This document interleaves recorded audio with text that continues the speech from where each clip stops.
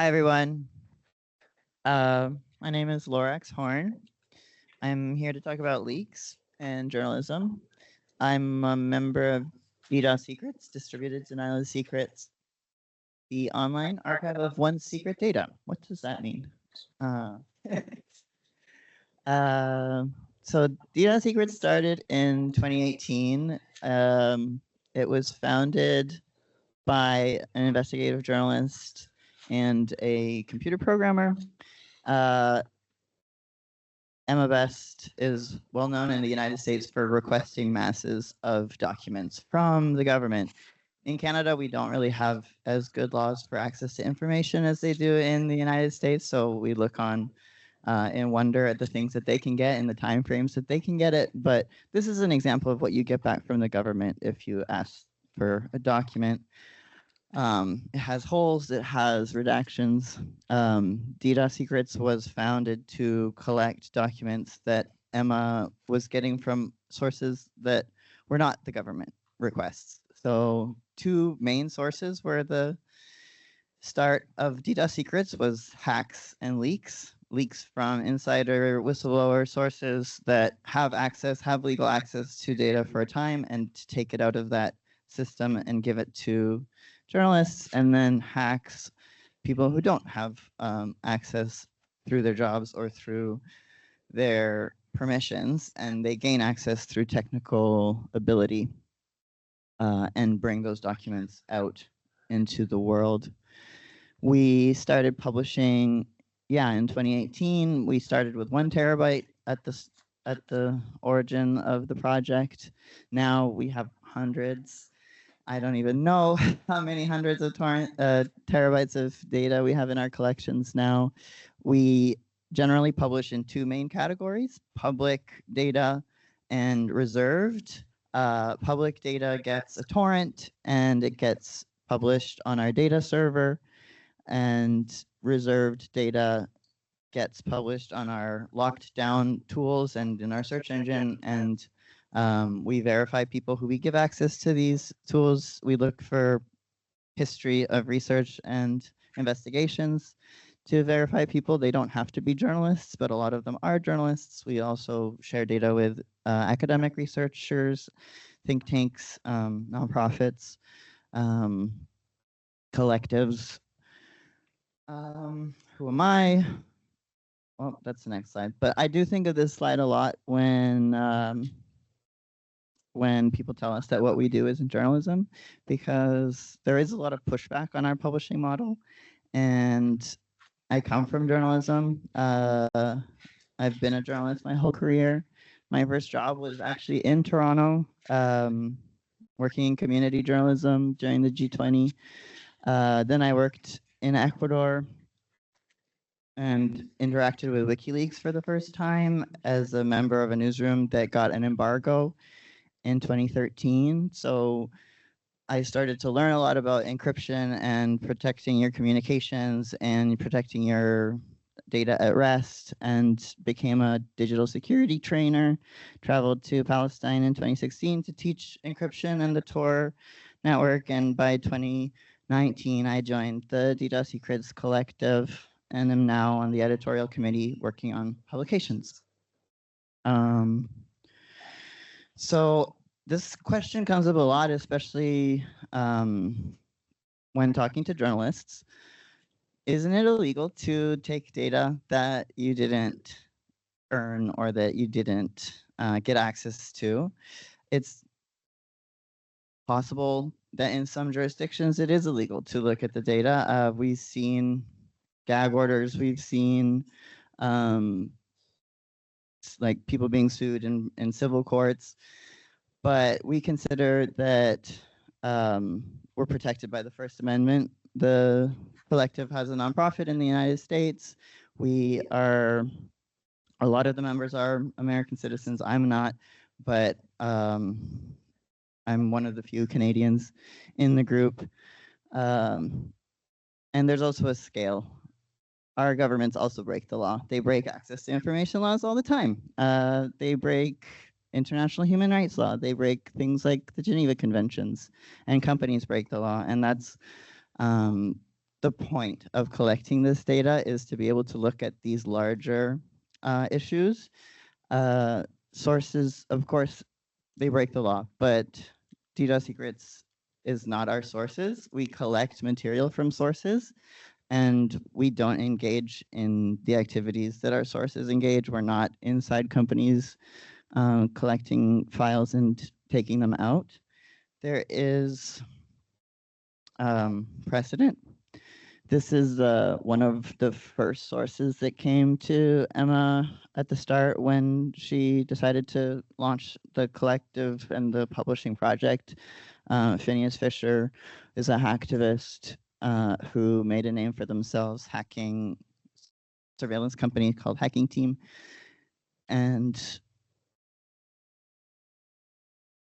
But it's not the earliest precedent of this sort of activity. Leaks have always been a part of journalism. This is a very early example of leaks in journalism, and activists in the 1970s formed the Citizens Commission to investigate the FBI, and their action was to break into an FBI field office during a football game when the target was distracted, and they got thousands of classified documents which they mailed to newspapers. Most outlets at the time were reluctant to publish these materials, afraid that reporting on the documents would compromise active investigations. Eventually, the Washington Post verified some of the documents and published on the front page. There was, of course, another leak during the Vietnam era that we think of, the Pentagon Papers, which was, instead of like a hack source, it was an insider source. The author of the report ended up leaking it a few years after it was produced. And that did lead to legal case against that source. And in the context of the Vietnam War, we also, of course, had traditional journalism and things like photography that challenged the narrative of the war. This is another quote that I think of from a journalist who explains their motivation for why they do what they do to affect the public. And there's nothing wrong with having that goal. I think that we see our work in the same way as a photographer might, of capturing a moment. A hack is a capture of a system at a given time, and being able to collect the results of that event is what we see our role as, to archive and to collect photographs of systems that other people take. This work didn't start with us. WikiLeaks was the first to do this sort of thing. This was their first website, and WikiLeaks was founded in 2006 by a former Australian hacker who, at the time that he was hacking, went by Mendax, but we know him as Julian Assange. He was convicted of hacking as a teenager, and when he started WikiLeaks, the first documents that he published were actually from human sources, from somebody that he knew that wanted to get a report out there. They didn't want to be linked to it, and so they laundered it through WikiLeaks. But later, he popularized the idea that strong cryptography and a document Dropbox running on top of the Tor network, which is the anonymity network, could enable the leaking of confidential documents on a mass scale and protect anonymous sources. This was their big, the thing that broke them into the public consciousness, maybe. The video from a US military helicopter that killed Reuters photographers and injured children and civilians in Iraq. This video was leaked to them by a source who had access legally through her job to these documents at the time, but extracted them and shared them. She confided to a friend that she was the source, and this was how she got caught. sentenced to 35 years in prison. Her sentence was commuted by Barack Obama. The next sort of leak that I wanted to put into this timeline was the Panama Papers. This is another thing that we think about when we formed DDoSecrets was these sorts of leaks that are locked behind, that are in walled gardens. This core data set has never been published, but it's still used all the time for investigative reporting and to understand tax evasion in the context of these sorts of service providers. It led to the growth of the ICIJ, which is a large international network of investigative journalists that look at these sorts of data sets. This is a quote from the source of the Panama Papers, and the important bit is that we do live in a time of inexpensive, limitless digital storage. The digitization of our daily life is not going away, and more aspects of our life are being captured onto digital systems. So I don't think that DDoSecrets is going to run out of material anytime soon. Phineas Fisher is, again, an early source of the collectives. This was the incident that caused Phineas Fisher to split from WikiLeaks. They gave WikiLeaks a data set. WikiLeaks didn't clear it with the source before publishing the data set. This can have an impact on sources' safety, and it broke the trust, and it broke a lot of people's trust in WikiLeaks, including Emma Best, who began to talk to Phineas Fisher and form a relationship. And source protection and this relationship that we have with sources is really the core of why we do things the way that we do.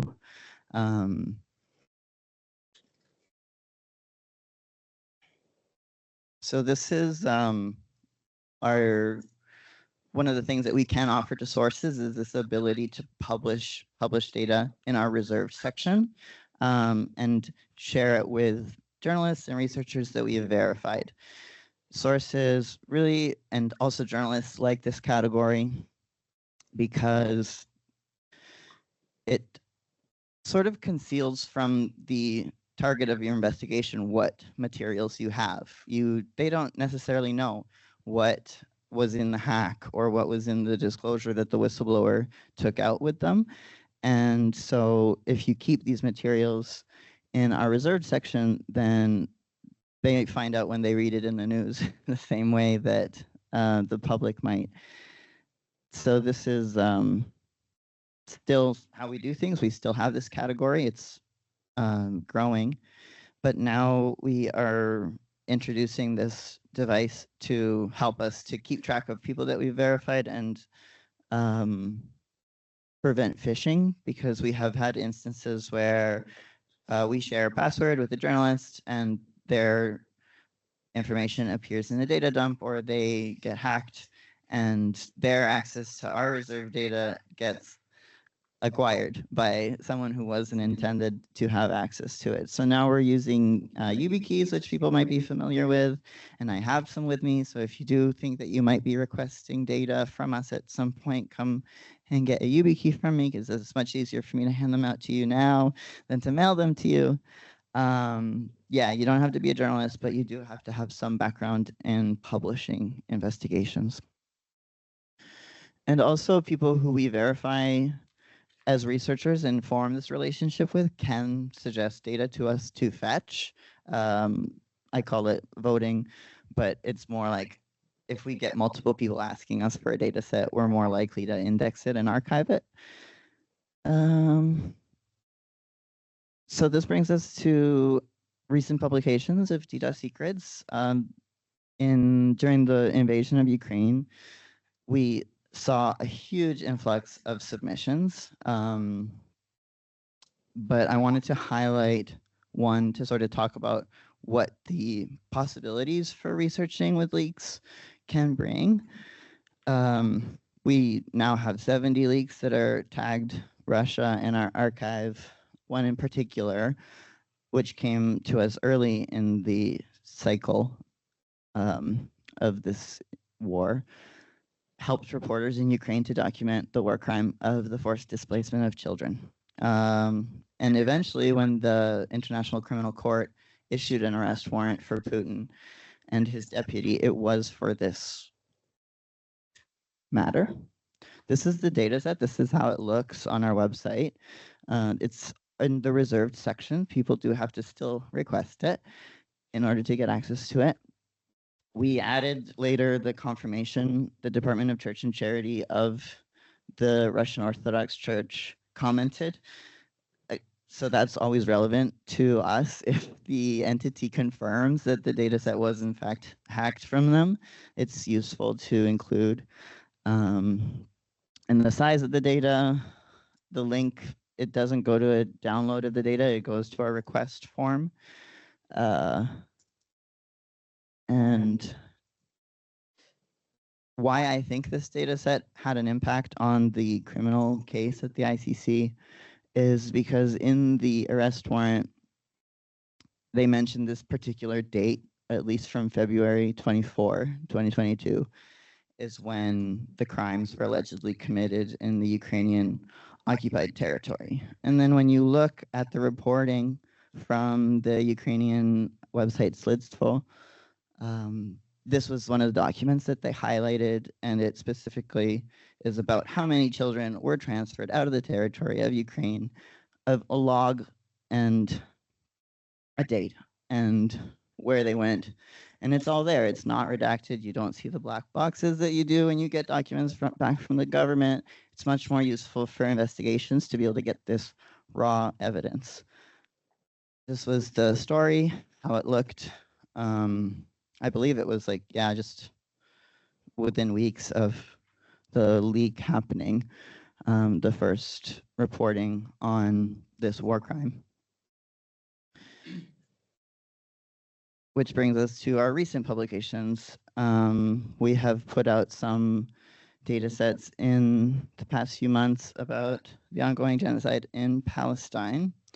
In Gaza, there's, I think, an increased responsibility for journalists to cover and to interest themselves in the topic because people can't get in. We can't get the same sources of information that we might if we could cross the border and do war reporting the way that we typically do in Ukraine, for example. So leaks become even more of an important source of firsthand information.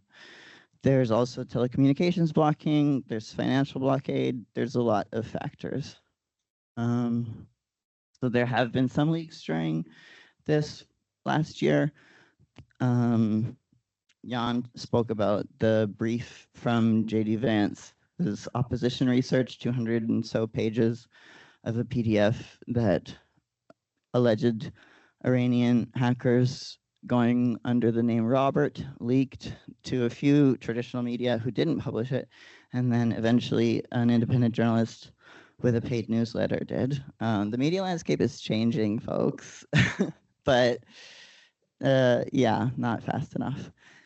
Several intentional disclosures by the IDF has also been labeled as leaks. We don't consider these leaks, and in our methodology and how we collect information, it doesn't have the value of a giant hack of documents. If you can see documents in their context, they're more valuable than if you get a disconnected PDF that's handed to you by a government official. This is Israeli media commenting on some of the leaks that were reported on by the Washington Post and the New York Times. This is another more recent one, a couple of pages of US documents came out on a Telegram channel called Middle East Spectator that published them. And again, the same Substacker with a newsletter who put out the J.D. Vance brief published these. Really just a slide, like a document, a photograph of a document. But it is marked with top secret, no foreign, I think, yeah. So it is something we're not supposed to see. It is something that we are seeing. We're seeing it out of context. We don't know why these documents ended up on the Telegram channel. It reminds me a lot of the Jack Tejera leak from a year ago or a couple years ago of National Guardsman took photographs of secret documents, shared them with his Discord chat buddies to convince them that he was really good at understanding war while they were playing like a war video game. And again, like the value of this leak is, you can't deny it that it is valuable, but how valuable it is compared to like the State Department cables, which is like hundreds of thousands of documents. And yeah. So what we look for when we look for leaks are documents in their context. And in April, there was a hack that was announced of Israeli ministries and nuclear facilities. Israel was really quick to issue a gag order to prevent internal outlets from reporting on these events. The group that published a series of leaks was called Anonymous for Justice. They have a Telegram channel. They keep getting their Telegram channel censored. They go to a different one. They also have a website, which is where we got the documents from, anonymousforjustice.net. Israeli media, this is what they got. They got a gag order, which they couldn't even publish. They published the redacted version of it, preventing them from reporting on these documents. But governments can only gag media within their jurisdiction. So cross-border collaborations have a lot of value, and we see it a lot in our work of journalists who can't maybe even store the data in their newsrooms or on their laptops without danger, can search them on our search engine. They can consult them on our page, and this protects them at the time when they publish their story. If it's data that's on DDoSecrets, it's not something that the government can get from them by raiding their newsroom and arresting their journalists. So this was basically the Israeli legal order to stop reporting on the Anonymous for Justice leak about secrecy of process. Basically, the leak was from the Ministry of Justice, so there was case files and people who haven't been convicted of the crime that they are under investigation for, and this was the basis of the gag order. But if you don't follow the gag order, then you find out things like how Israeli Ministry of Justice was influencing legal cases in other jurisdictions. This was reported on by Forbidden Stories, which is a nonprofit that follows the work of murdered journalists, murdered and arrested journalists. And they've been reporting on the NSO hacking group for a few years because of its connection to the death of journalists like Jamal Khashoggi and others. So they reported on this document in the Ministry of Justice leak that was to inform the Israeli state on how to evade a disclosure order from WhatsApp, which is suing NSO in the United States. There were other stories and other headlines that came out of this data set about Israel lobbying Britain to change laws on war crimes arrests. This is an older document, but it was about convincing the British people not to enact universal jurisdiction. When people land in the UK, it used to be that you could arrest them for crimes against humanity or for war crimes, but now there's new legislation passed, thanks to the Israeli lobbying, we learned from the documents, that require the consent of the director of public prosecutions before these arrest warrants could be issued. So this was just reported within the past month, even though it's a story from 2011, really, that we never would have known about without a leak. This is also connected to the Ministry of Justice leak. The Israelis raided the NSO office in Israel to prevent documents from being disclosed in the United States case. And we've seen things now like Apple dropping their case against the NSO because they have no confidence that it will be able to continue with these sorts of things going on. This is what the Ministry of Justice leak looks like in our search engine, which is a fork of Aleph, which Jan also spoke about earlier, so it's very convenient. I don't have to talk about Aleph. This is what it looks like. We see the spread of the dates on the emails and when most of the information is from. It's not fully accurate. You can sometimes get some quirks, but it helps to understand the shape of the data and why most of the stories are from older events rather than from the past year. It also tells us something, I think, about the data, that it's probably not hacked at the time when it was released. We don't think that it was hacked exactly when it was released. We think that it's older data that was released strategically. These are some of the headlines that came from journalists who were looking at the leak. This is another one of the leaks from that collection and from that source. And this one you see is even older data, very few instances of emails from 2023 and a lot from earlier. But it was also useful for reporting, to learn of connections between the UK Ministry of Defense and the Israeli military. This was a document from that IDF leak that was a presentation of the British Embassy in Tel Aviv talking about the Ministry of Defense of the UK and programs with potential Israeli solutions. I think that there's probably Canadian connections in terms of what our military hopes to buy from the Israelis as well.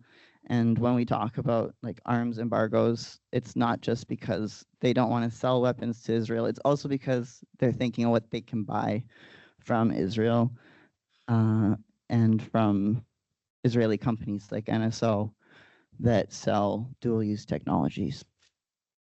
So these slides, if you asked for them from the British Embassy in Tel Aviv, I don't know if you would ever get them back, and you would definitely never get them back without redactions. We learn code names of military programs, we learn purchasing hopes that they have, and so leaks can contemporaneously capture war crimes and teach us about war crimes of the past as well. Censorship. Both Israel and Russia are state sponsors of hacking, so there was a difference. We saw during the Ukraine war, there was sort of a frenzy and everybody was excited that they could suddenly be allowed to hack Russia. But that really hasn't really happened in the past year with Israel. And I think it's easy to understand why. But this is one of the sources of data that we consult. And then, of course, we have leaks that the military puts out on their own. I do wonder if the full video will ever be released. This was an edited version that they put out. But if you think of the collateral murder video, it came out in 2010. It was captured in 2007. Now this happened and the video came out within a few days. So speed is accelerating of when we get information and how we process it. And I do think that people who learn how to look at leaks and how to process them have an advantage over those who have never considered that as things that they can work on. Yeah, I think that's my time. And if we have any questions, this is contact information for me. Tickets is where you request access to our reserve data.